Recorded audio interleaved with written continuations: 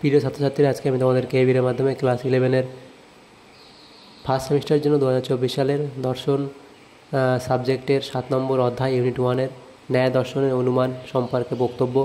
সেখান থেকে আমরা 40টা এমসিকিউ টাইপ প্রশ্ন আলোচনা করবো, সাজেশান প্রশ্ন। তো তোমার ভিডিওটা শুরু থেকে শেষ অবধি অবশ্যই দেখবে, এবং এর আগের যে চ্যাপ্টারগুলো ছিল ইউনিট 1-এর 1 থেকে 6 অবধি, সেগুলো আমরা চ্যানেলে আপলোড করে দিয়েছি, তোমরা সেগুলো প্লেলিস্ট থেকে দেখে নেবে। তো দেখো, এখানে তোমাদের নম্বর বিভাজন এভাবে করা হয়েছে। 24 নম্বর থাকবে তোমাদের ইউনিট 1-এর মধ্যে, এবং ইউনিট 2-তে 16 নম্বর থাকবে দুটো অধ্যায়ের মধ্যে। সব এমসিকিউটাই প্রশ্ন থাকবে।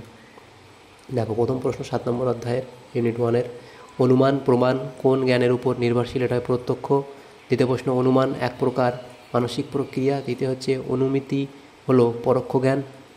অনুমানের সাহায্যে আমরা জ্ঞান সত্য থেকে অজ্ঞাত সত্যের দিকে, সত্য থেকে অজ্ঞাত সত্যের দিকে যাই।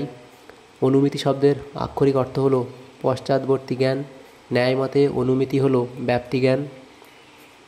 কাদের মতে পরামর্শ জ্ঞান অনুমিতির কারণ? প্রাচীন ন্যায়। ন্যায় মতে অনুমানের কয়টি পথ থাকে? 3টি। সাধ্যের সংশয় থাকে যে পদার্থের, সেটা হলো পক্ষ। পক্ষ তার আশ্রয় হলো পক্ষ। তো যদি তোমরা এই পিডিএফ নিতে চাও তাহলে এই হোয়াটসঅ্যাপ নম্বরে কন্ট্যাক্ট করবে, তোমরা সেখান থেকে পিডিএফটা নিতে পারবে। নেক্সট প্রশ্ন 11 দাগে কী বলা আছে? যে পদার্থকে অনুমান করা হয় তাকে কি বলে? সাধ্য। যাকে প্রমাণ করা হয় সেটা সাধ্য। সাধ্য কাকে বলে? যে পদার্থের দ্বারা পক্ষে সাধ্যকে অনুমান করা হয়, যা অধিকরণ ছাড়া প্রমাণ করা যায় না, তা হলো সাধ্য। হেতুর অপর নাম কি? লিঙ্গ। লিঙ্গের অপর নাম হেতু। হেতু কাকে বলে? যে পদার্থের দ্বারা পক্ষে সাধ্যকে অনুমান করা হয়। হেতু বলতে বোঝায় অনুমানের কারণকে। ন্যায় মতে হেতুর পক্ষে অবস্থান হলো পক্ষ সত্য। নেক্সট প্রশ্ন, পাকশালায় ধূম থাকে, এটি হলো সপক্ষ সত্য। পরের প্রশ্ন, ন্যায় মতে ব্যাপ্তি হলো এক প্রকারের জ্ঞান। ন্যায় মতে ব্যাপ্তি হলো এক প্রকার সম্বন্ধ। ব্যাপক হলো সাধ্য। যার সাহায্যে পক্ষে সাধ্যকে নিশ্চিত করা হয় সেটা হলো ব্যাপ্তি। ন্যায় মতে ব্যাপ্তি কি? হেতু ও সাধ্যের সহচর্য সম্বন্ধ। ব্যাপ্তি নির্ণয়ের প্রথম স্তর অন্বয়। ন্যায় মতে ব্যাপ্তি কয় প্রকার? 2 প্রকার।